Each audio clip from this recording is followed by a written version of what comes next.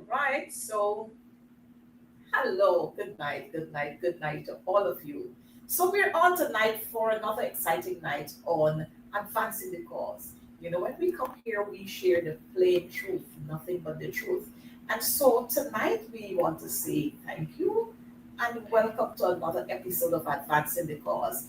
Well, the pressure is on everybody. The past is under pressure, the citizens, regular citizens under pressure, the police under pressure, everybody under pressure, even you under pressure. So you could imagine that.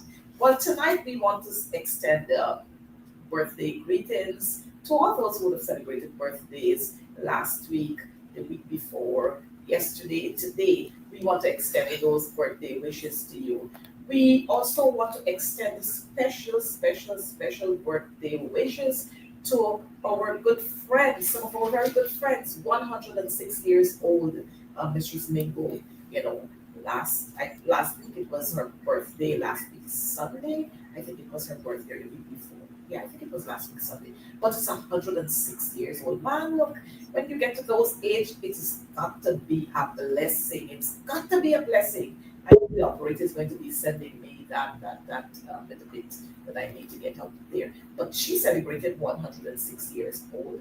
And then we had Auntie Irene Moss David, right there in Campbellville, celebrating 100 years old. Man, she is a handful, a very warm and sweet soul.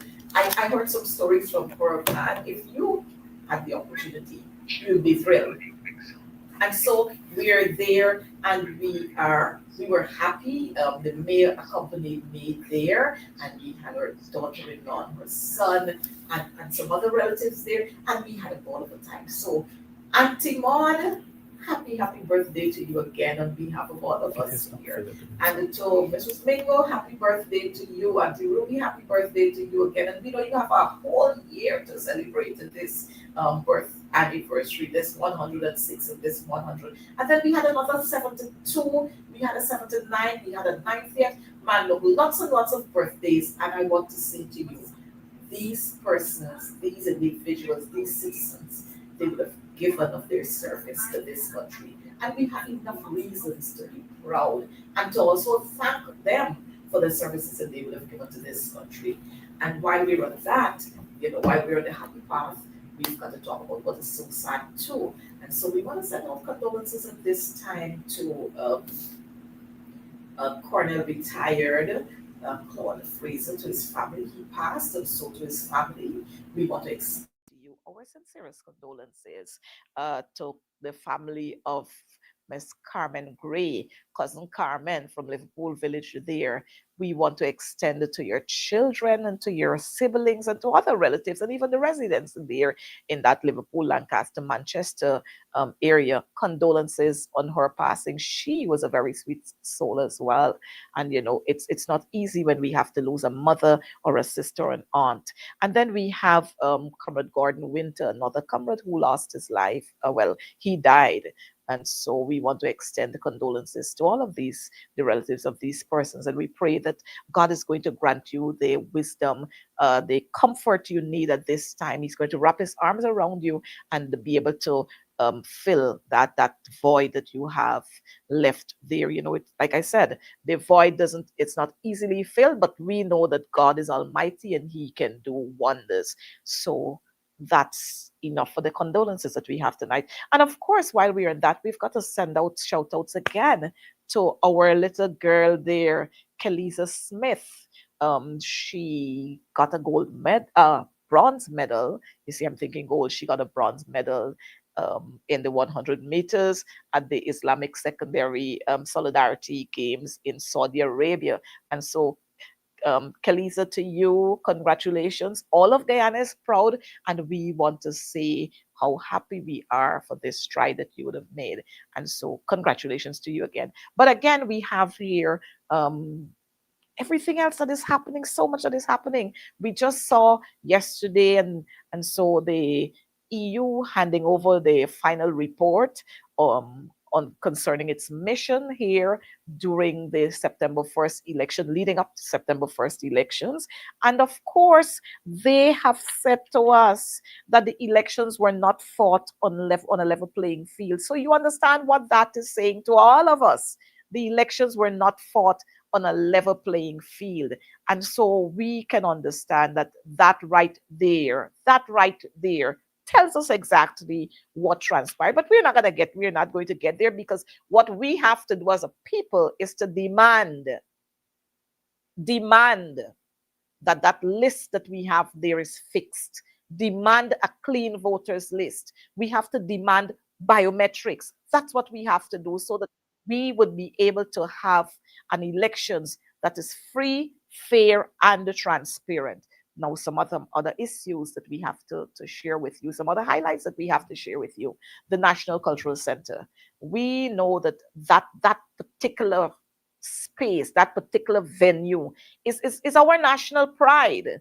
That building there, that entire enterprise, that entire compound, let me say that entire entity, the National Cultural Center, it was the initiative of Lyndon Forbes Sampson Burnham. Don't anybody tell you different. It was because of Lyndon Forbes Sampson Burnham that we had that cultural center built, to show off what Guyanese can do, and that we can have something spectacular. But you know what? The PPP are afraid of Lyndon Forbes Burnham. Even while he's dead, they're afraid of him. So they're doing all sorts of things. Now, the National Cultural Center is one that we should ensure the government take care of. We've got leaking roofs. The other day, they spent hundreds of millions of dollars. Like everything else, you know what? Their friends and their families and so on, they get the contracts and they do all kinds of shabby work. But hey, y'all fix it. Where is Charles Ramson? I know that what's his name? He is there now, and he's taking your place, and you're not too comfortable with that. But come on, Charles Ramsey, you got to do what you have to do. Fix the National Cultural Center. We don't want to be in there with leaking roofs. We want proper lighting. Fix this seats. And so you went and you made a big show about all kinds of things. Hey, y'all fix it, fix the National Cultural Center. Fix it quick. And then we have to talk to our motorists. Our motorists are there, and they do all sorts of crazy things on our roadways. And we're asking you to please, motorists, fix our roads. Not to fix our roads. Let me go that again. Please, motorists, we want you to be careful on the road. Stop this speeding on our roads. Stop this speeding on our roads. We can't deal with that any longer. Stop this speeding on our roads. And so just last evening, we had an accident in on the Esquivel coast. Car lifted up in the air, ended up, landing on the upper flat of a resident home in on the Esquivel coast there. Serious injuries. Then we had, I think it's an 8 vehicle smash up on the Demerara River Bridge. Come on, we've got to do better than that. Just early in the week, we had an accident on the Linden Sioux Dyke Highway. 2 motor cars, 2 persons are dead. We've got to do better than we're doing. Come on. And then further, we have here the acting chancellor of the judiciary, Roxanne George Wiltshire. She ruled that the Guyana Revenue Authority has the legal authority to impose post-clearance taxes. So, lots of things were happening there with the Lamborghini. So I noticed Barrett Jagger is I think he's sick by now, because he spoke so much about that Lamborghini and the Lamborghini. I think he's sick at this time. But here is it. We have some of the highlights that we had to let you know about for this evening. But I'm going to have with me our guest for this evening, because we've got quite a few things to talk about. I was happy when we had the resolution of that issue between Jaden and the other student. I mean, come on, Ministry of Education. Come on, Mr. President. Come on, those persons who are responsible. You've got to set the criteria and make it clear, make it open, so that everybody know what is happening. So that when somebody cops the crown, which is a scholarship, persons wouldn't have to make noise. And here it was, Jaden's mom had to be making a whole lot of noise because she felt that her child was not treated fairly. We don't need that.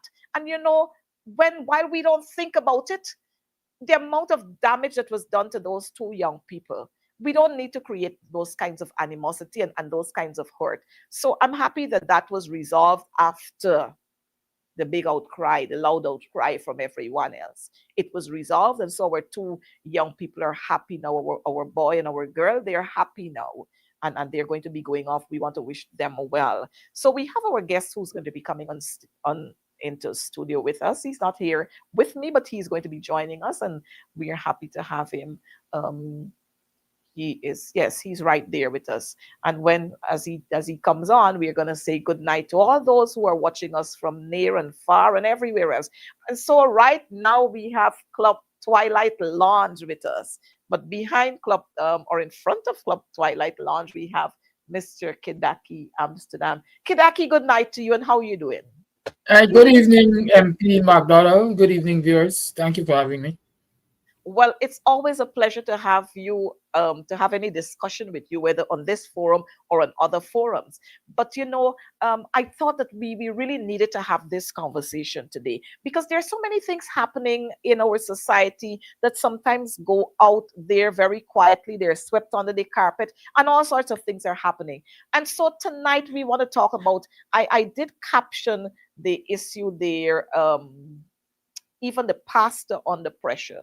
And so we want to talk about an issue that ensued yesterday, and it went where it should not have been. But before I go into that, I want to say to you, thank you for being a very matured citizen. Thank you for your patience and your tolerance, the tolerance that you would have exercised yesterday. Because I know, a couple of years ago, this story would have been different. But this is saying to us that we as a people, we could be very, very tolerant and sometimes over tolerant, that all kinds of things happen to us. So we want to hear from you. What transpired yesterday before we get into some more? All right, if I have my timeline right correct, it's not yesterday actually. Yesterday was Tuesday. I think it was Monday. Most likely Monday. I guess we started seeing the aftermath of what happened on Monday. Yesterday. Well, what happened? I went into Georgetown. I had some business to do around Georgetown, so I was looking for parking. And I went down Wellington Street, turned into Charlotte, and there it was, as I experienced on previous occasions, the church cordoning off the entire stretch, the entire, let me say, the width of what used to be the Strand Cinema, which is now the church. And there were two representatives of the church outside. And based on an altercation or an engagement I had with them previously, I pulled up and I said, good day. The last time I came here to park and I moved the cordon, you guys said I should have asked permission to park. And so I'm asking you permission to park today. The immediate retort was, you can't park here. Go over there. Go over there and park. And they were pointing to the BRAs. I said, why can't I park here? This is where I want to park. Then I know this place is vacant. But we have a parking lot over the road. I said, the church has a parking lot over the road? No, it's a BRA's parking lot. I said, so you're sending me to go and ask the BRAs for parking in their private parking lot when I have rights as a citizen to park on the city carpet? I would rather park on the city carpet. So please remove your cordon so I can park. No, we are not going to allow you to park. So I came out of the vehicle, removed the section of the rope and pipe and whatever, and proceeded to park, long and short. I left the vehicle and I went about my merry business. When I came back, I came from the opposite direction. I came from Camp Street end because when I left there, I went towards King Street. So I came from Camp Street End. As I am approaching, I noticed a black SUV behind my vehicle with its hazard light on. I would rather suspect it might be a Honda Vessel. I'm not too good with vehicles, but it had a sign insignia at the back. So I thought it might be a Honda Vessel or something. I saw like these people locking my vehicle, and I started videoing from just over Wellington Street as I approached. As soon as I got to my vehicle, um, the pastor said, "Oh, this is the driver. This is the driver." They say, "Yes, this is the driver." He came and, as recorded on the video, asked me why I keep doing this, and I asked him, "Doing what? You're parking in a private space." I said, "No, it's not private space." And as we had the exchange, he became irritated, or they became irritated, and decided, "Well, we are going to stand at the back of your vehicle. You can, so you can't come up, and we dare you to reverse it and knock us down." My first reaction was to get into the vehicle, start the engine, and put it in reverse gear. But then, as we like to say, the good angel spoke to me and said, "Nah, don't let these people um, cost you your freedom. You're going to go to jail, but you're going to waste time. Don't let it waste. I came out, we had 40 exchanges, with me telling them basically, I'll move from the back of my vehicle. I'm ready. I want to go my way. The pastor draw 22 as them by say, drew a cutlass. The cutlass that is seen in the video on the ground was actually drawn by the pastor from under one of those makeshift podium, if that is it, Wow. that they have on the pavement there. And thing. Well, I stood my ground, and eventually I said, "Listen, since you only want to call the police, despite the fact that you say you are to park here, I will get the police. I will go to Brigham and I will make a report." But I always considering my time, use of my time. I instead went to Regent and Wellington Street where traffic policemen are stationed.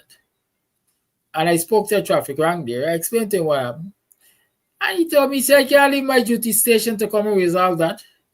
You go back and Wow. reverse your vehicle, they got to move. You go back and reverse your vehicle, they got to move."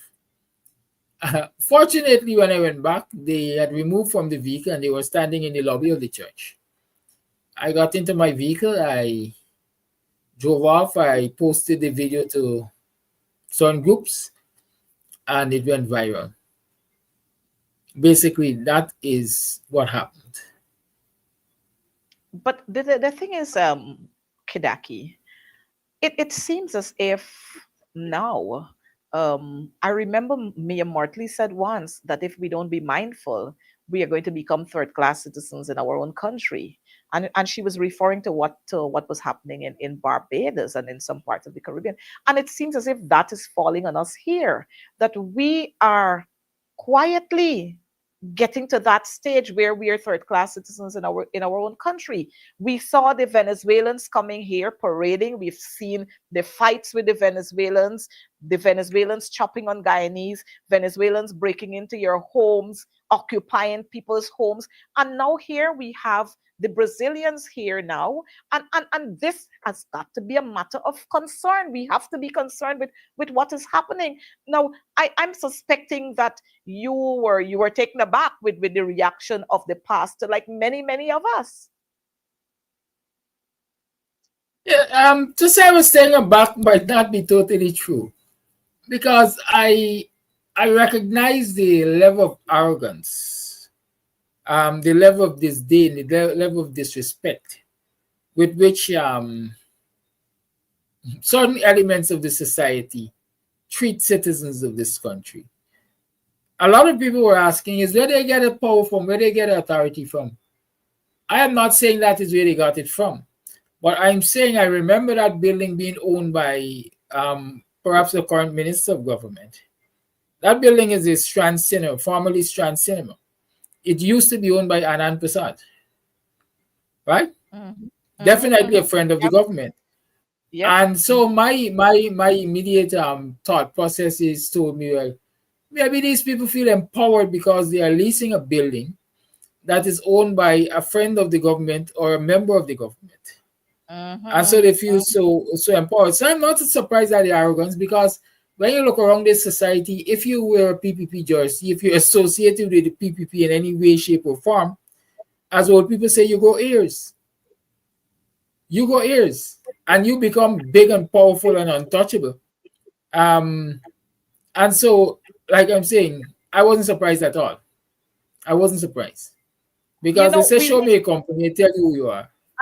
yes, we just want to play this short one here for our is it a video, or we just have the a picture of the pastor, so that our folks can see what is happening, see this pastor. I'm sorry that we don't have the video there to show, but what I noticed today is that the church would have removed the pastor that was caught in this kind of foolishness, because he doesn't reflect what a pastor is supposed to be. A pastor is supposed to be a shepherd. A pastor is supposed to be the man who will come to resolve issues. But when I saw the display from that man, I was like, wow, maybe some of the demons went into him. You know, the demons, Jesus pulled the demons out of they cast the demons out of the young man, and then he chased them into the swine. And so I was wondering if some of the swines passed by him there. You know, it is disgusting. And the disrespect is what I really can't understand, where that kind of disrespect is coming from. If you would like, I can play the video for you. I can share my screen with the Sure, video, sure, because I sure. have it. Let me see how this goes. First time I might be doing this as a guest.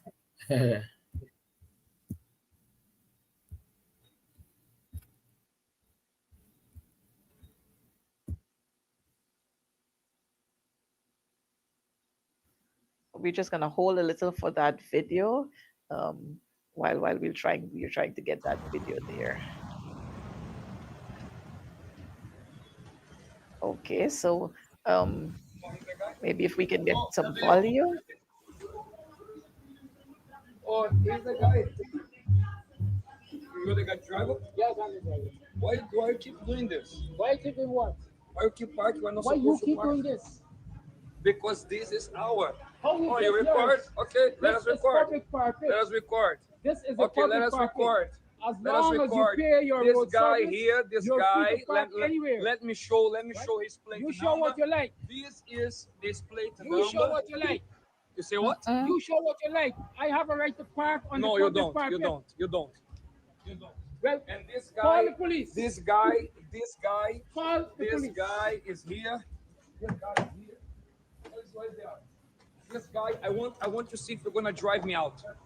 I want to see you drive me out. You can stand behind there. Sure. Record. Make sure you record. You can stand behind there. Make sure you record. You can choose to stand behind there. I'm right here. You can choose to stand behind there. So you're saying you're going to hit him. Come here, guys. Come here. So you're saying you're going to hit him. I am ready to remove my vehicle to come onto the public road. No, you are not. And you are parked inside of a private zone. There is no private zone. You are in a private zone. You are in a private zone. I don't care. I don't care. Let us see. I want to see. I want to see. You continue to block my vehicle right here. You continue to block my vehicle. Get inside the car. Get inside the car. Get inside the car and do that. Get inside the car and do it. Get inside the car and do it. Get inside the car. Get inside the car. Go ahead. Touch my hand. Try. Drive us out. Drive us out. Drive us out. Drive me out. Drive me out. Go ahead. Get inside. Get inside. Wow. I, I don't know. I'm thinking whether if I was in that situation, what would have been my reaction? Because here is this pastor hitting away at your car. Here is the pastor trying to, I don't know why he was trying to pull you into his madness, but I'm happy that you really did not do that. I'm happy that you didn't go there. That kind of disrespect. Go ahead. Go ahead. The one thing I like to tell people, I'm from Buxton Bagdam side. I might be considered arrogant because I am brutally honest. I tell people as I see it. I don't mince words as people say. So some people see me as arrogant. But the one thing I always say, I'm not ignorant. And Good. so it's not easy to drag me into a session as the boys on the road would say. Mhm. I know when Mhm. to walk away. I know when to Mhm. de-escalate. I've seen a lot of people say if it were their car, then as soon as he struck the car, problems would have come because they would have become aggressive. Um, you hit the car, you need to hit me. I will defend my physical. You tapping on my car even aggressively doesn't bother me because you don't do any damage to it. If you do damage to it, then the law shall have to deal with that. But if you touch my physical, I have a right to protect me and defend me. Mhm. Mhm. And so when he became aggressive, like I said, touch me. There's any other boss man, you touch me. Right? A lot of people after this afternoon, someone was asking me if I was scared. No, I wasn't scared because according to them, I nothing like he could have chopped me being so close to me. I guarantee that.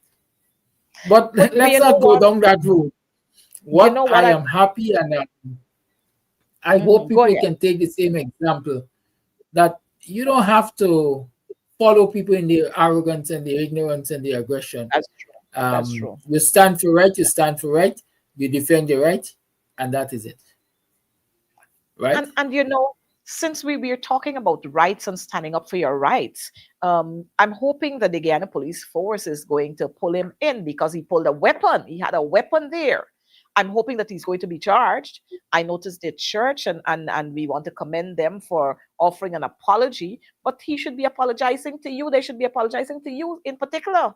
You know, I'm hoping that those things are going to be done, and that as Guyanese, we can stand up and stop allowing persons who don't belong here as bona fide Guyanese to come and disrespect us.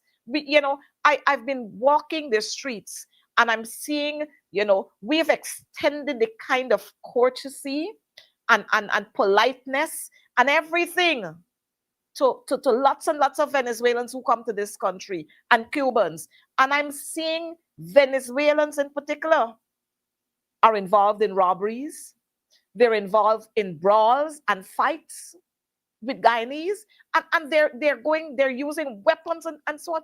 I'm hoping that as Guyanese we can stand up for our rights. And what I found amazing is the way the members of the church came out to support this guy doing something wrong. It is saying to us that something is wrong with the system and we gotta fix it. That display by my fellow Guyanese there points to so many things which are wrong in this society. And you mentioned the way I want to say foreigners in general react to Guyanese, in particular the Venezuelans. If you have a grouse with them, then they tackle you, as the boys would say, in large groups. Show Yep. unity. But what we see in this society is the division among us is so wide that we It's so cannot wide. even stand together Mhm, against mhm, foreigners mhm. to defend our legitimate rights. When that altercation took place, lots of people, Guyanese, gathered around and they were there looking on, and some of them perhaps in awe. Oh, Too. this one man stand up against all these people and he ain't frightened and so, but none of them raised the voice in support of me standing for what is right. When the situation would de-escalated, people, some people came and say, you're right, you're right, it's public parapet. But when it was at its high point, nobody dared to stand alongside me and say, we support this brother. Not because he's African, not because he's Guyanese, not because he's human, but because what he's saying is right. Right? And when the mayor talk about us needing to be careful lest we turn third class citizen in our society, I'm sure she speaks from experience. But the Caribbean experience in places like Jamaica and so on will tell you, even in Trinidad, will tell you that when their citizens are attacked, even verbally, by foreigners, they stand as a people and they defend their nationality. Yep, In this country, we don't we don't. defend anything based on nationality. In many instances, we defend based on ethnicity, And right? politics. If you follow the same post, you're going to see there's some people who disagree, who in the first instance disagree that they labeled me bully, they labeled me in the wrong, is the church property, I guess out of ignorance. But if you look at the ethnicity, you would recognize Hmm. why I would say why they were the dissenting voices. And Yep. until we can recognize that wrong is wrong and right is right, regardless of who is involved, we are going to continue to face these challenges as a people. And ultimately, all of us, all are involved, all Uh-huh. will be And consumed. all And I want and us all as will. Guyanese to recognize Mm-hmm, mm-hmm, mm-hmm. that. But One of the sis, positive, I would say, Coretta, that came out of this whole situation is, as of today, I see a lot of other people are standing up for the right to park on public parkets. uh-huh, People have been uh-huh. sending me videos all day, forced Mm-hmm. to show me more than a dozen vehicles perhaps parked at the very Right at the um, very church. Mm-hmm, location where I was being challenged, and mm-hmm, around the city where other people are saying to security guards and so on, you can't stop me from parking here.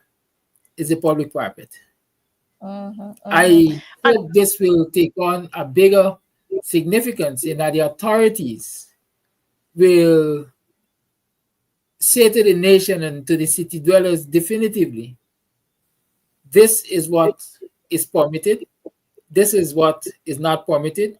We have given Tom, Dick, and Harry, Joan included perhaps, exclusive right to X territory or Y territory, because we have a contentious situation down in front of Monishwars at Water Street, where that island there is now declared parking either for customers only or staff only.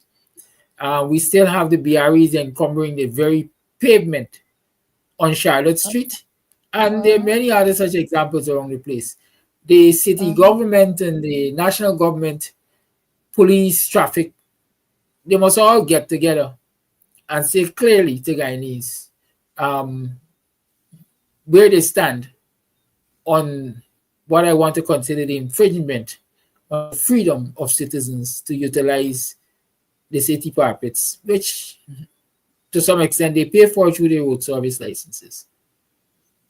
Well, like we're reading in the comments where persons are saying, good night to you and thank you for standing up for your rights. Some persons are saying Guyana is in chaos. Some persons are saying that we should fix the system. The system is broken. We should fix the system.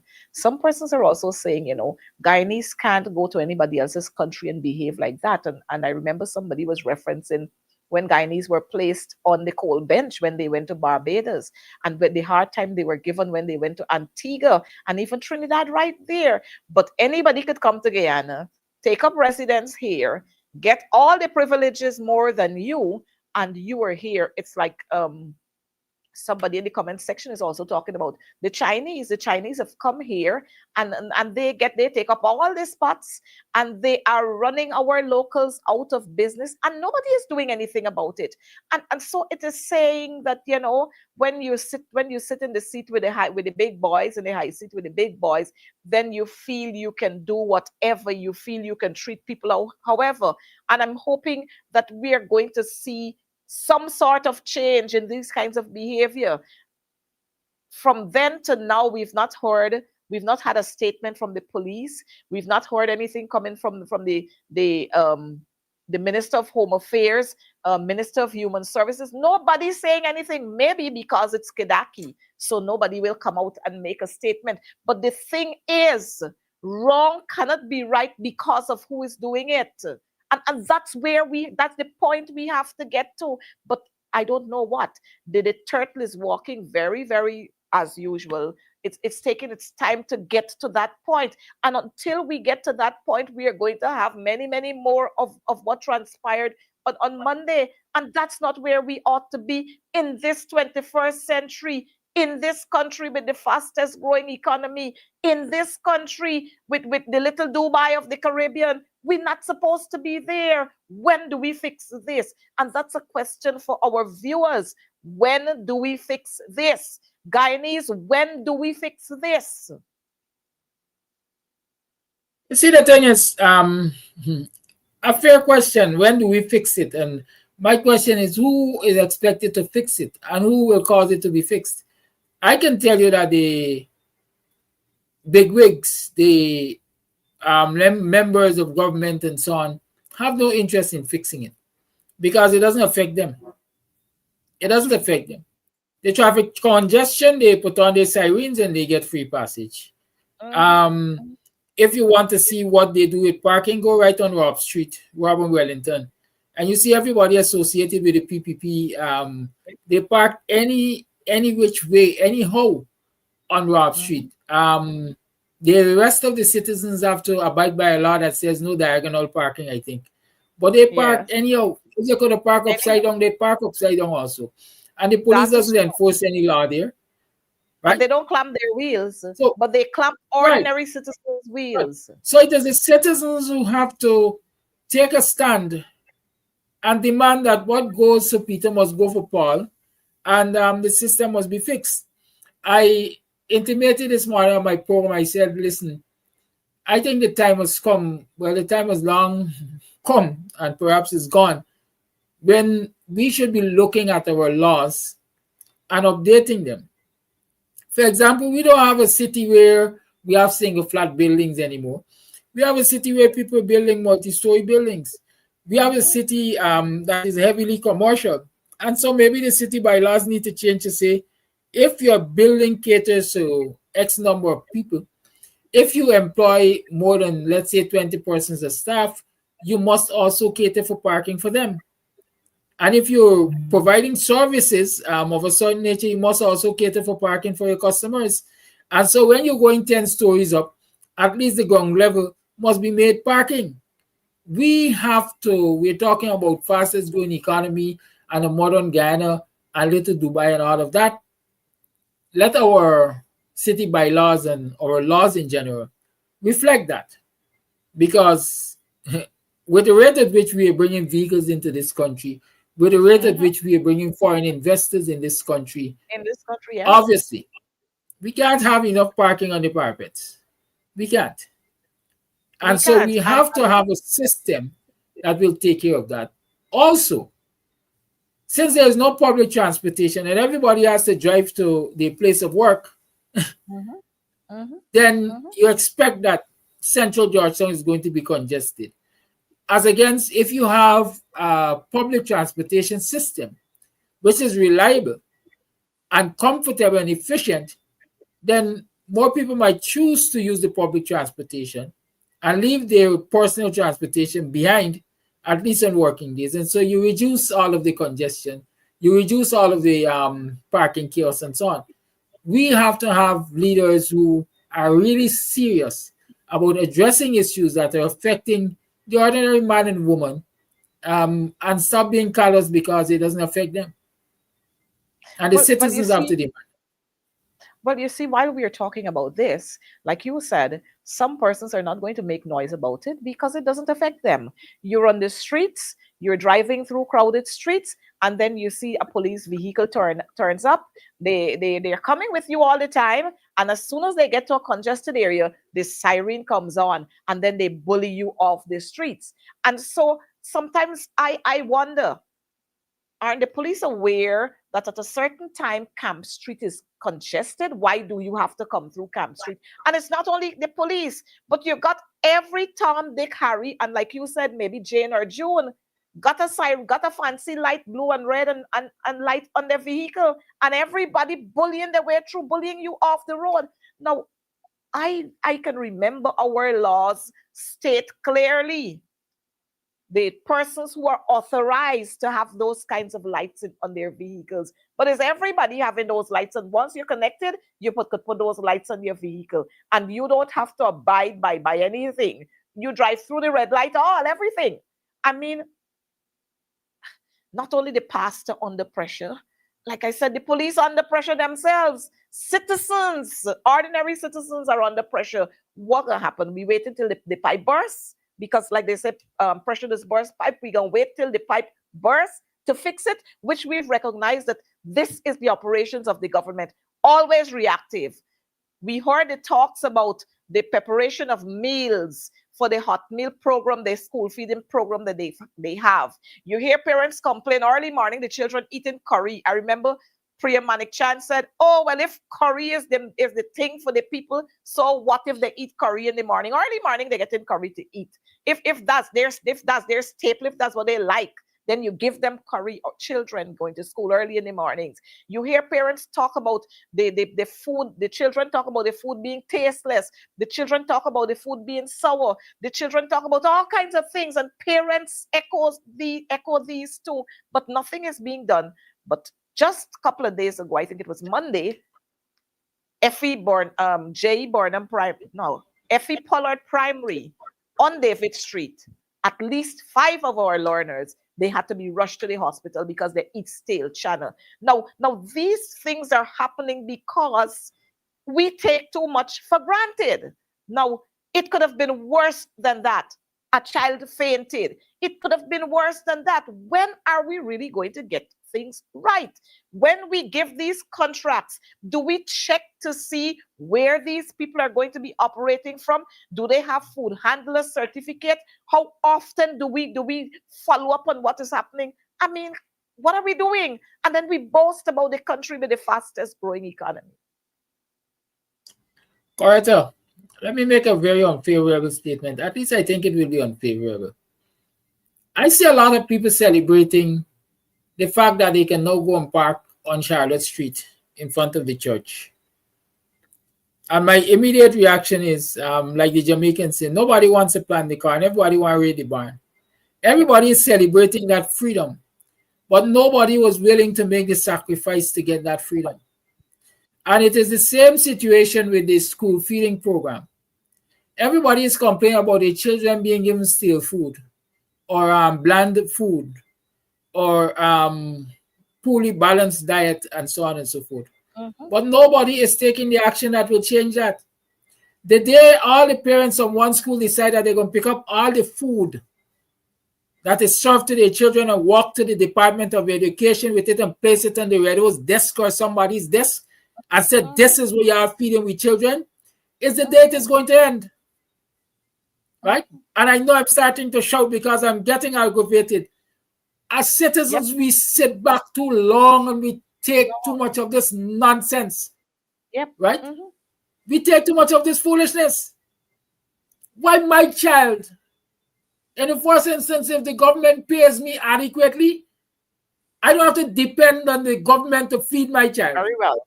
I'll be able to feed my child how I think my child should be fed. But instead of paying me adequately, you prefer to take that money and give it to your goons and your cronies and your friends and family to prepare some poorly prepared, I don't even know what to call it, chuppetness to give my child. Slam dash worries. And then to add to my distress, because my child is ending up with food poisoning and diarrhea and all kinds of things. The day parents decide either our children will not be partaking in this program, or we can take everything that is chuppetness that you all serve and bring it and dump it in front of the radio and hold a protest, it won't change. It will not change. I don't care how much they criticize the Granger government. I will always say, under the Granger government, the breakfast program was managed by dietitians. At least we don't have any right now. We don't have any right now. And everybody who said they could cook. we have been questioning this, Kedaki. We have been questioning this. We've been asking. We've been saying, look, we have our secondary schools that have home economics department. Why can't we not give this to the secondary schools, and it allows for more practice and to make better the skills of our children? Why can't we not have the schools prepare the meals? We have the Carnegie School of Home Economics. Why can't we not use them? But no, you're not going to do that because the big kickback, you can't get it. So that is why we give it to anytime they carry Jane, Joan, and Sarah and Sonia. And then we have the madness. And then when the madness happens, then we're talking about, oh, we are going to be overviewing, doing an overview of the whole project. What nonsense is this? Why we always backward? And you know, this girl Priya likes to talk about who's backward and who backward. We'll get to that in a minute. But she doesn't understand that she herself is backward, because every time you something blow up, then you're going to review rather than doing what was right from the inception. Well, we got poor Sonia there now, who gonna be under a lot of pressure because Sonia got to clean up a lot of the mess that Priya left there. But she got to get it right. She got to fix it. It got to be fixed. And like you were saying, if one day the parents from West Rumvelt Primary School decide that our children, they're eating hard channel, they're not eating sorry, half-boiled black-eyed peas stew. They're not going to eat the foolish hot dog nonsense that they bring the children. Many days the children are refusing it at West Rumvelt Primary. But if one day the parents decide we collecting it and we going down the road, it's going to stop, like you said. Parents, you have the authority in your hands. I understand that some of our children come there and they're so in need that they're eating it. But some of the children, when they come, the first thing I'm hearing from children at West Rumvelt Primary, the first thing they do when they get the hot dog or whatever, they smell it. That's the first thing the children. Now, why you think children would want to smell it? Because they would have had bad experiences. Who is correcting that? Nobody is correcting that. How do we issue these contracts? Do we do any fact finding on these people? I don't know what's happening. But we can do a review now of the entire program, the entire project, the entire program, wherever they can do a review now. So I'm wondering if when you're doing this review, if the project, the program, the school feeling, the hot meal, whatever you want to term it, if it's going to be put on pause. And that's what I'm wondering. You know, part of the problem we have in this society, and that is why we're, I think it's the trade winds, like, you know, not the trade winds, whoever, them by saying one step forward, then plenty backward. Mm-hmm. Because there's no continuity in governance in this country because, again, of the divide that exists in this country. If the PPP were serious about the school feeding program, they didn't have to now talk about reviewing anything. The Granger administration had a perfect program, if not a perfect one. I mean, nothing under the sun is really perfect. But they had done all of the groundwork or most of the groundwork. And so things were in place. Schools had kitchen and they had kitchen utensils. Yep. The stuff used to be prepared for the most part in a district, in a central kitchen, and then distributed to the schools for the learners, prepackaged and everything. Yep. And so all the PPP had to do was to commit to continuing with that program and tweaking it wherever they wanted to tweak it, if it wasn't perfect. But no, scrap this entire thing. Because my supporters in Annandale, Auntie Bauji, you know, no for me good Polari and Puri. And then there's the China too. And so they must get a part of the school feeding money. Yep. And my cousin in BV, no for cook a good cook up, and so he must get a part of, and there's no systematic way in Mhm. putting Mhm. together. And this school feeding program, as far as I know, is not publicly tendered. I've never seen and what I call it invitation to bid for the school feeding program. Correct me if I'm wrong, That's right? true. So it's strictly insider trading and runnings. And so if you're involved in runnings and kickback, then you can't insist for standards because you kick back and get caught. But at the same time, the life and health of the children getting caught. It it is crazy. It is crazy. And we cannot afford to have these things happening to our children. But we've got to touch on another one. We touched on the parking there, and I'm happy, like I said, that the church has been able to come out and offer an apology, and that pastor has been sacked. We don't need people like that. You can be a pastor and behave like that. But we've got to touch on another issue. I'm not sure if the operators got that picture there, but I saw this whole thing with Dr. Terence Campbell making a statement talking about the dangers of using Ozempic, if I get the name correctly, and the side effects and so on. He might have been off when he placed two pictures there of Priyamanik Chand. But I have seen, rather than persons coming out to say, oh yes, this is so, that is so, this is the other, this is the other. I have seen people just there bashing, and then they got it on Chronicle and all over 4 or 5 days. It's on the front page, second page, all over, and he's a sexist, and he's this and he's that and he's the other. But are we not conscious of what we do with our bodies, what we put into our bodies? I saw somebody saying, well, whatever people do with their money is their business. I mean, that's where we are now when it comes to our health.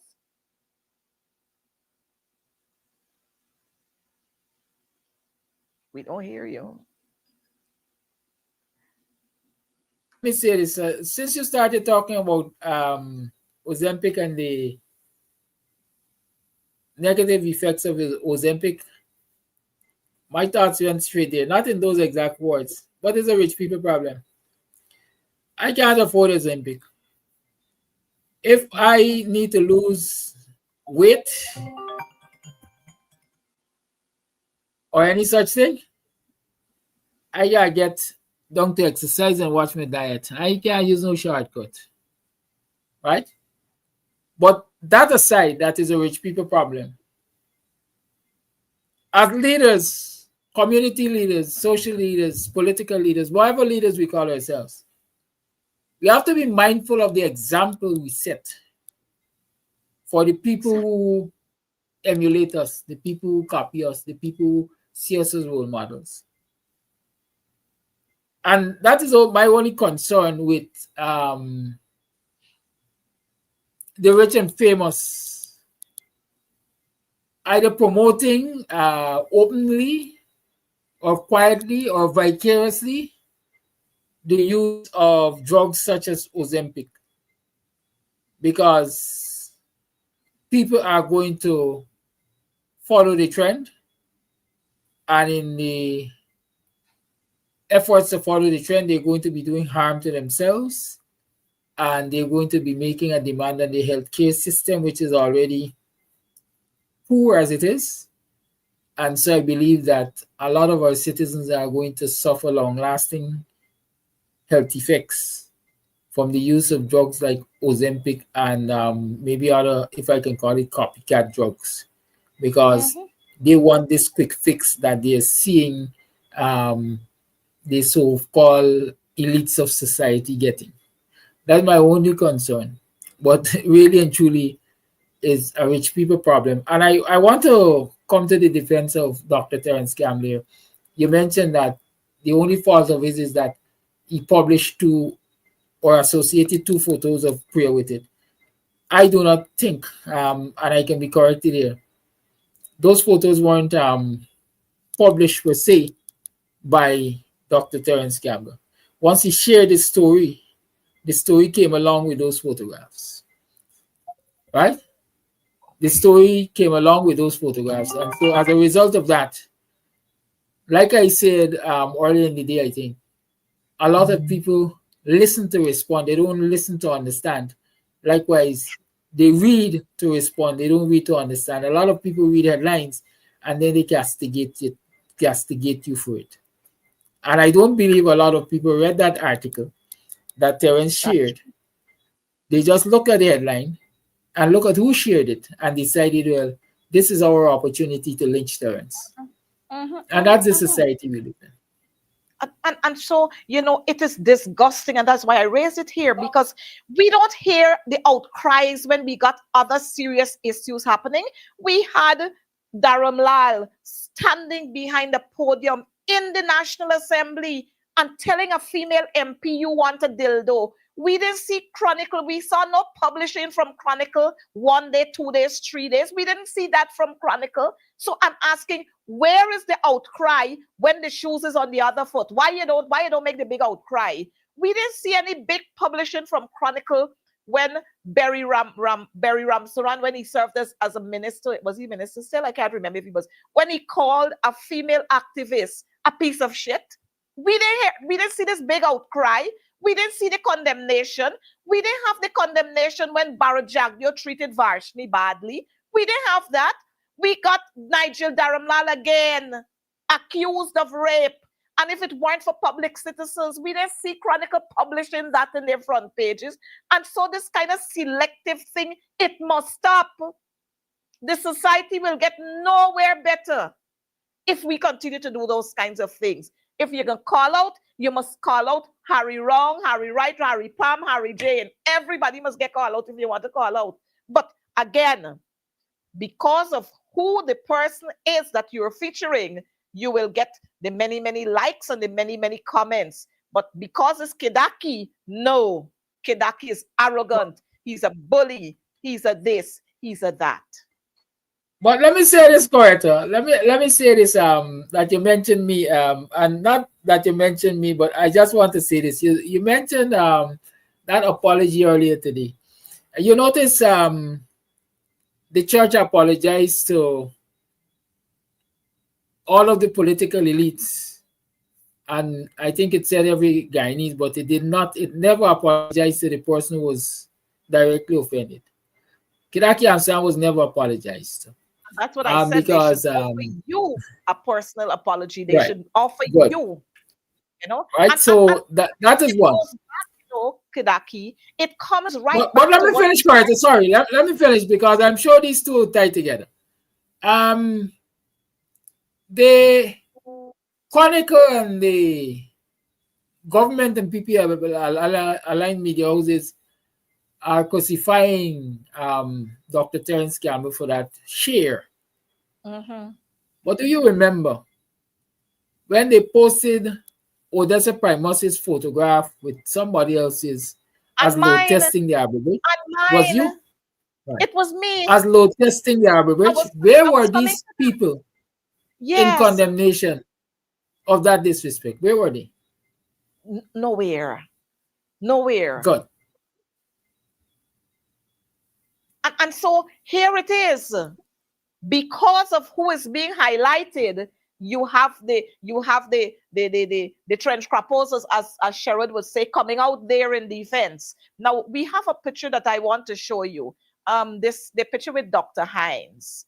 I saw today Priya Manik Chand responding to Dr. Hines. In one post, she called him a relic or a frolic in one post, and then she said we are picking up relics, and I ain't see no condemnation. I ain't hear the nonsense. And she was asking, where is Dr. Hines, because we can pick you up. You see how disrespectful some of these people are? And it doesn't, nobody's saying anything. When Priya stood with a gang and allowed them, because she said she didn't shout for rape, but they were in parliament and they were shouting for rape. We didn't hear the condemnation, We didn't hear it. But again, it comes back to what you said earlier. When we as leaders, we have to be careful with what we do. But here is Dr. Hines, an Afro-Guyanese who Priya Manikchan think that she can call a fossil and a relic. And she's picking up garbage. She's picking up relics. So she's asking for Dr. Hines. I wish that Dr. Hines would address it. But I want to say to Priya Manikchan, you're out of order. Well, I understand. I think, when the teacher said then that Priya is a wild hog, you had the big condemnation. But I think Priya is indeed a wild hog to be making those kinds of statements. But, who cares? But if Priya is looking for derelict, she doesn't have to go far. She got Gail right there. Old Smoky. You see, that is where the war of words starts. And then you hear about angry black people, and you hear about bullyism and so on and so forth. Yes. A lot of people are good at pelting stones and hiding their hands and then crying victimhood after. And it's as simple as that. And she didn't just do one post based on what Dr. Hines was talking. Dr. Hines was talking about what transpired in Tiger Bay on Sunday. And I want our viewers to know that the APNU and the PNC members, we were in Tiger Bay about 3 weeks ago, and we agreed with the residents there that we are coming to them this weekend with our cutlasses and our shovels and our forks and our rakes, and we are going to help them to clean Tiger Bay. And watch now, the PPP jump off and say they go in and clean first. But I want people to know that it was because of us. We went to there and we said we were going to do it. But that wasn't all. The cleaning wasn't all. Oh, we cooking food for them. And then tomorrow morning, you're going to have one of your acolytes jumping out there to call them hungry bellies when you cook the food and when you give them a box of food. And what I found very distressing in that whole thing, I'm not sure that we have the video. I think something happened there. We don't have it. But what I found there, I don't know if you have it, Kedaki. I found the hypocrisy in this whole thing where Priya was there and here she's telling the guys, y'all go ahead, y'all smoke. But these same guys, if the police find them on the road, they're going to lock them up for the same spliff. But Priya telling them it's all right. Kedaki, I don't know how you feel about that. Well, it's... let me just call it loosely political jostling. The political jostling wouldn't stop. And listen, I grew up hearing this phrase. And it's a phrase that I was told is popular among Indo-Guyanese. You got to lick ass before you kick ass. And that is, you have to humble yourself. You have to subjugate yourself. You got to smile up yourself. You gotta accept your situations or pander in your situations to get to where you want to get to. And when you are strong enough, then you can maybe retaliate, you can kick ass.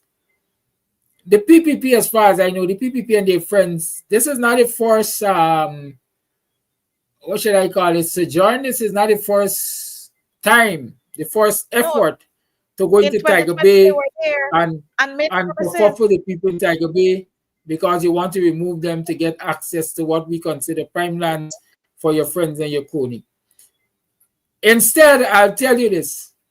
The APNU's intention was to go in there and assist in cleaning up the place.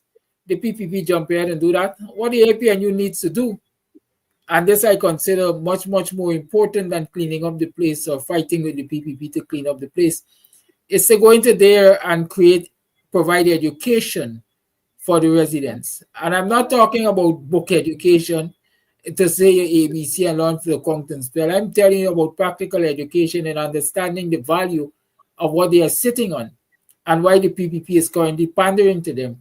Because at the end of the day, the PPP's hope, taking from the utterances of Ali about making that a model community, is to push them out, to create a model community.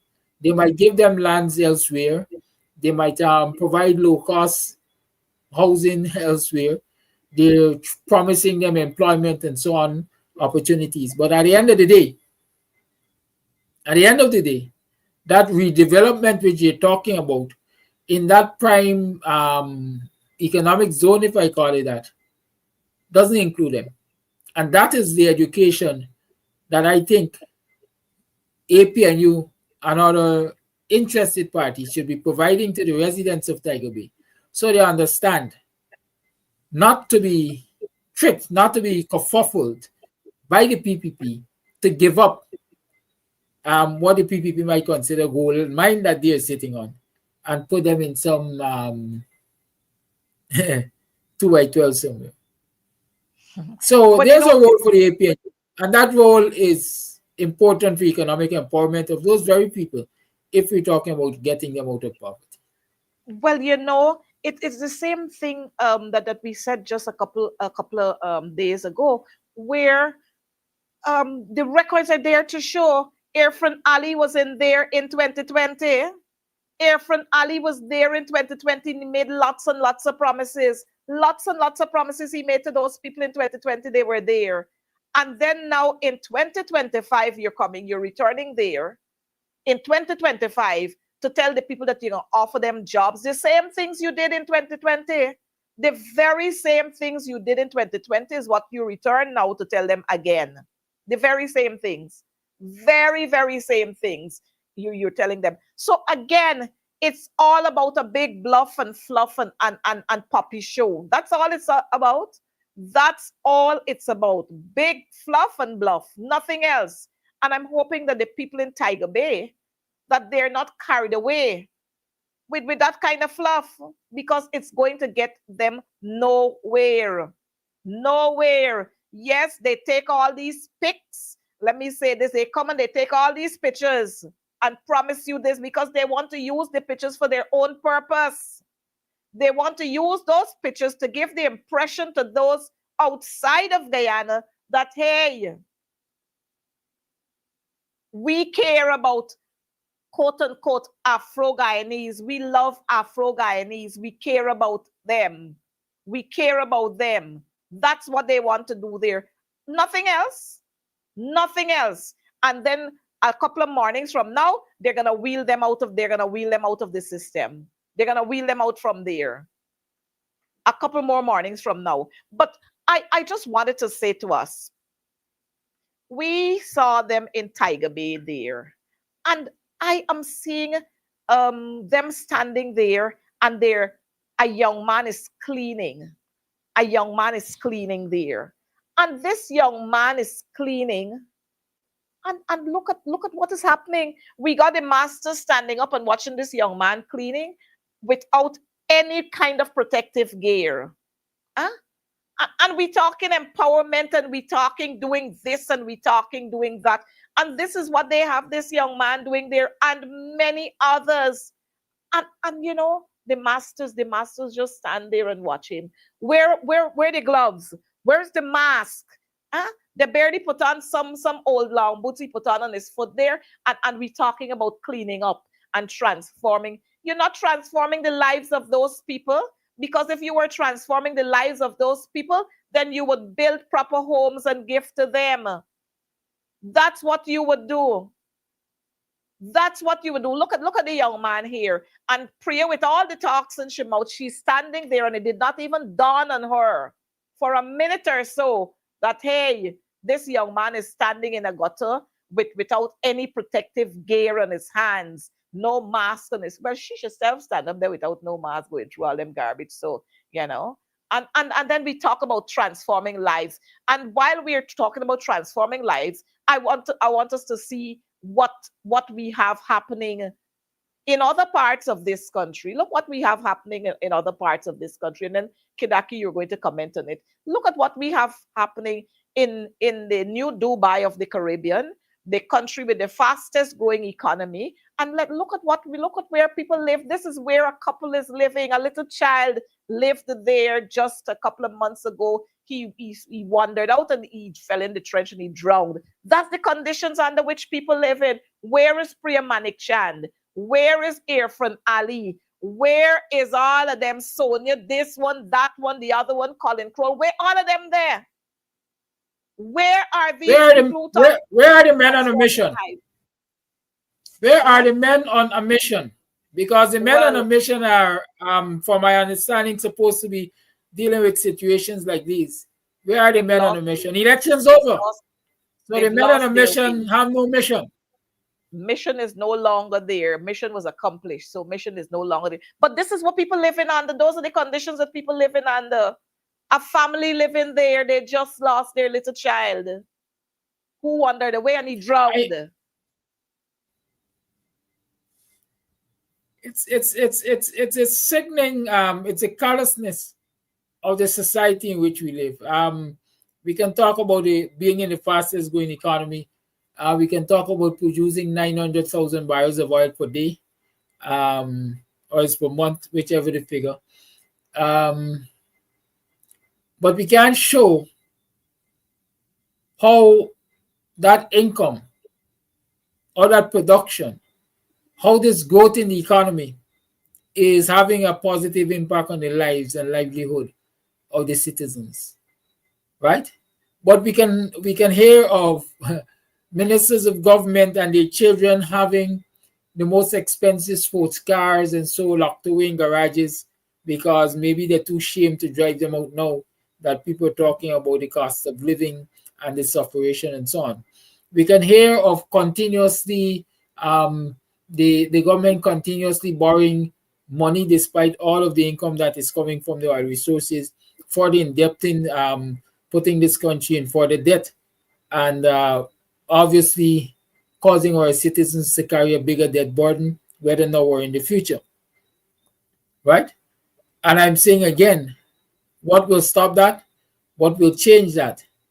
Until Guyanese start recognizing the importance of standing together as Guyanese on these important issues, this small group, as some people like to say, the 1%, will continue to suck the lifeblood out of this nation.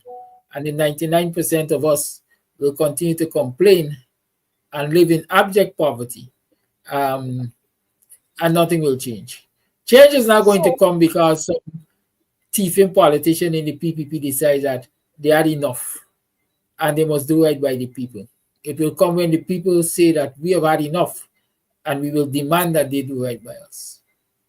well, I was referring to Irfan Ali visiting Tiger Bay before. And if you look at those pictures carefully, you're going to see it's dated August 31st, 2020, when Irfan Ali went there and he promised to aggressively explore opportunities for Tiger Bay. So I don't know if the people in Tiger Bay didn't remember this. He was there in 2020.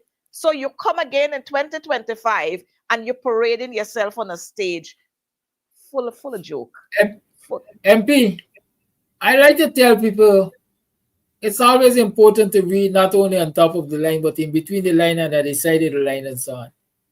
Right? I'm being malicious here.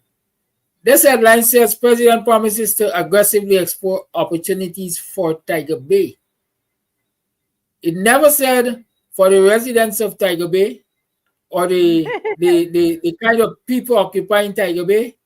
It says to explore opportunities for Tiger Bay. My interpretation is how we, the elites, how we, the big shots, how we who have access to the countries and the resources can I benefit get I get from you. commandeering Tiger Bay from you low lives. It's as simple as that.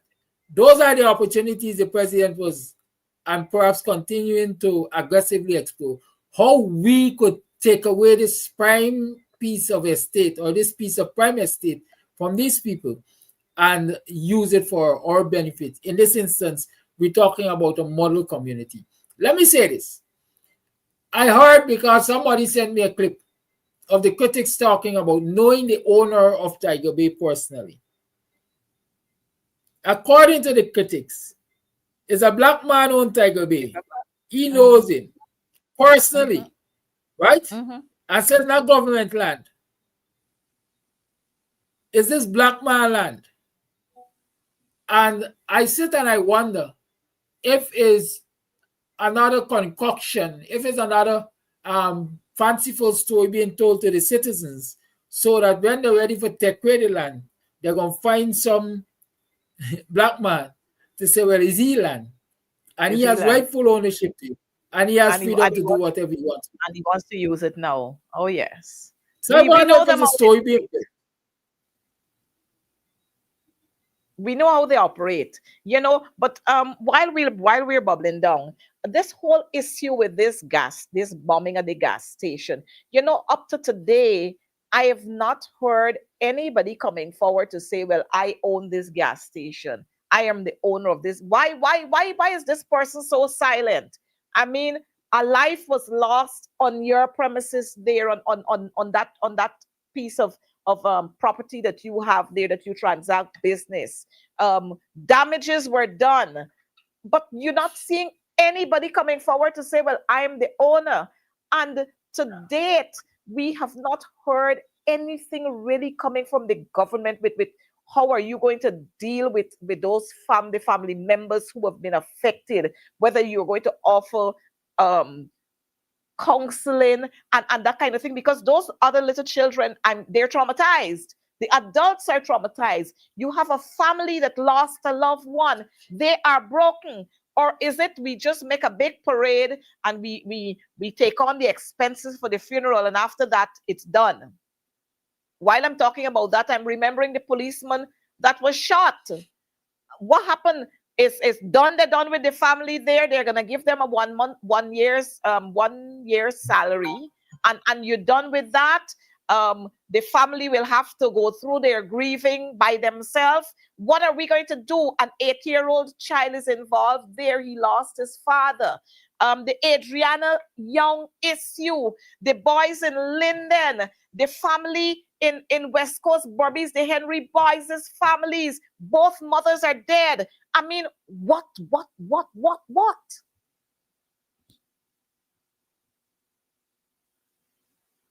Listen,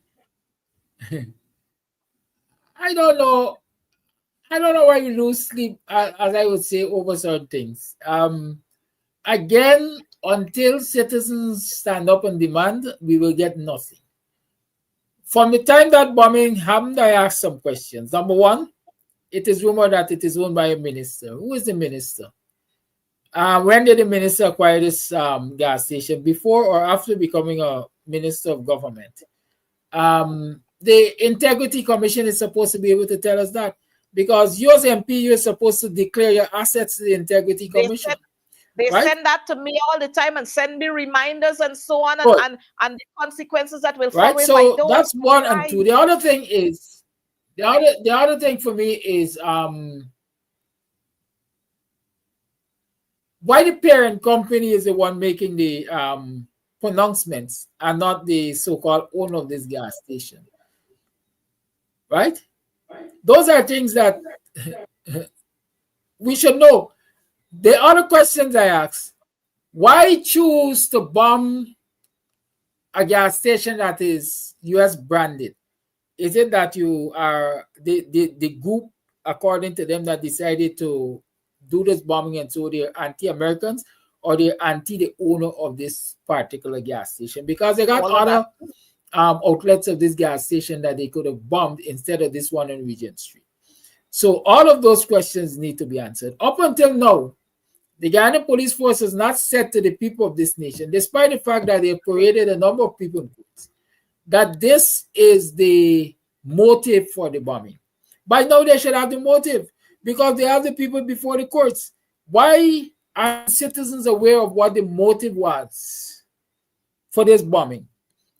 Additionally, they were loud and proud in saying that they arrested another Spanish-speaking person with large bags on Vicinian Road in the vicinity of another US branded gas station. Yep. Right? What has become of that? We have heard nothing else since the Absolutely mention not. of that arrest. Right? So it's a big puppy show. Today I saw a social media video, an Indo-Guyanese sister naming a minister, male minister of government, as owning the gas station and paying $10 million to have it bombed, whether for insurance or other purposes. Right? In any decent society, that minister would have been made to answer publicly whether any such thing happened or whether or not he has any such association. But not in Guyana. Because again, people are not doing what they're supposed to do, or what they would have done in other parts of the world to hold the government and the ministers accountable. Yes, and I saw the video too, and she named she called Minister Indar, and she was saying it could have been my child, it could have been somebody else's child, and the woman she was very, very emotional and outspoken at the same time. And so it begs the question again, who owns that hotel, that gas station? Why can't we know who owned that gas station? Why that's a secret? But if it were somebody else, not like them, that person would have been out there, and you would have heard about security and all kinds of things they would have thrown at that person. But again, we take everything, and I'm saying we here because I'm using we loosely. We take everything for granted until something happened. Then we jump up for 2 days, and after that, we're done. Guyanese people, you've got to wake up. The EU telling you that Guyanese got to demand what they want. You got to stand up and speak out and demand what you want, and demanding what you want don't mean write something on Facebook. You got to come out and stand up. Let your voices be heard. Let your person be seen. And if we don't do that, the older folks would say, cat gonna eat your dinner. 5 more years for them, according to the boys out there. We fighting with Azruddin, Mohammed, and Lamborghini, and all kinds of madness happening in this country. Huh? All kinds of madness. We saw clippings from WhatsApp conversation between the president and Azruddin. So I don't know what's this big issue about this Lamborghini when all of you are part of this skullduggery. And this is what this country has gone to. A running country. We got a couple of flat-foot hustlers who hustling for make a little thing, and they don't care what they have to do, like cooking spoiled food and give the children and so on, stale food and give the children. They don't care what they have to do because it's all about a hustle. It's not about the seriousness of the citizens' health and so on. According to Priya, they're looking for the relics. So she was looking for what the man named. She looking for Dr. Hines, and she got the name Anand there. She got a whole set. She got Anil who can't answer up to now from lying several times to the nation about. He just lied the other day and talked about the fees, paying the fees, and who contracted the authorities. And when the US came out and said we know nothing about that, Anil should have been sent home. But is peas the same peas in the same pot? So nobody can talk about nobody can do anybody anything because all of us in it. And if you talk about me, I can talk about you, and we can pull each other down, and the whole nation will know, and the whole Caribbean, and everybody will know that the Dubai of the Caribbean and the fastest growing economy, they got a bunch of crooks and scamps parading as ministers and as president and as part of government.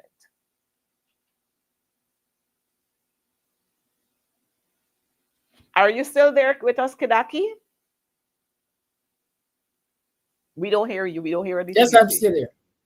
Yes. I'm right here. So I was saying that, we've got to get up. We've got to move. We've got to speak out. We've got to stand up. We've got to demand.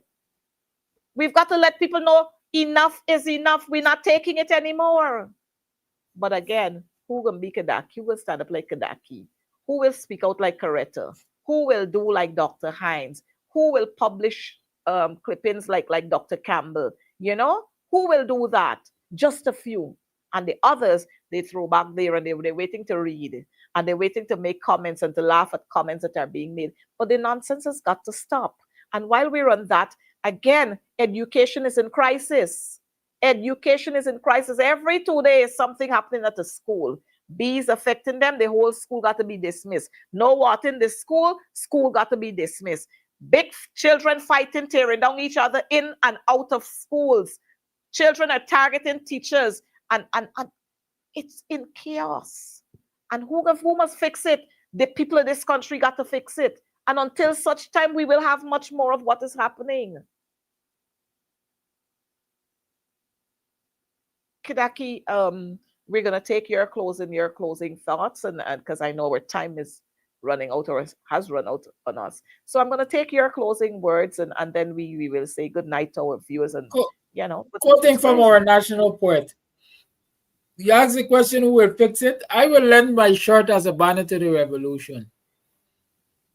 When the citizens are ready to fix it, I'll be right there in whatever position they want me.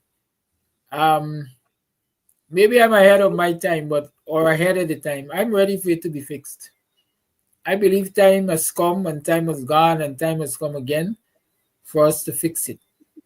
The EU, like you said, has given us recommendations to fixing at least a part of the system, and it would be a failure on our part to not act swiftly on those recommendations. Let us not wait until the 11th hour to be told that we don't have enough time and we don't have financing. I said it before and I'm going to say it again. Every day, there's a reason for protest in this country. Every day, there's a reason for uprising in this country. And citizens ought to exercise their democratic right in a democratic society to demand from a government that is masquerading as democratic that the system be fixed so that they can exercise their right in a democratic society. I hope it's not too convoluted, but those are my thoughts. Thank Well, you you for know, having me. Thank you, viewers, for listening. Let me encourage you to join me tomorrow morning on my own program, Guyanese Morning Time, Boxer Morning Time. Tomorrow, Winston Jordan is going to be on with us, as usual, on Thursday. Right? Stay good, well, and let us continue to fight the fight. I think we've won a little victory in terms of getting some clarity on the public parking situation. Let mhm. us not lose sight. Let us remain vigilant so we can hold on to that and not allow anybody to grab it back from us smartly. Thank you. Well, Kidaki, again, we want to thank you for being with us here on Advancing the Cause. And we want to thank our viewers as well, because without you, we'll have no Advancing the Cause. But again, we must keep reinforcing that what happens to us is what we allow to happen to us. And if we don't do this for ourselves, then we must do it for our children and our grandchildren and the next generation and the next generation, so that they wouldn't have to be labeled and burdened down with the kind of madness that is happening. Our grandchildren and great grands must not hear that they're hungry bellies and that they're low lives. Our children must be able to live in a society that is free from discrimination and victimization and all the shuns. We must be able to live in a society that is democratic, one that is free and fair, where we can speak out when wrongs are being done, regardless of who is doing it. So, with that, I want to say thank you for being here. Mr. Pastor, you need to go repent. You got a lot of forgiveness to ask for, and we await an apology that is directed to Mr. Kidaki at Amsterdam. With that, I want to urge you, citizens, to be good Guyanese citizens, to be careful on the roadways, to take your time, because when you speed, you're not going to get there on time. You're going to be found dead. So take your time and be mindful of what you do on the roadways. The Christmas season is already upon us, and I want to urge all those mothers and fathers and everyone who's going to be busy shopping to be careful how you walk the roads, especially with if having large sums of monies, having jewelry on. Be careful how you're traversing in and out of Georgetown and in other areas, because this is the time when many, many unwanted guests find their ways on the streets and find their ways into the stores and all over. So just be careful as you go about your business, and let us have a wonderful season that is going to be free from all kinds of incidents and accidents. Take care. Remember, we love you, and we'll see you next week for more on Advancing the Cause. Bye bye.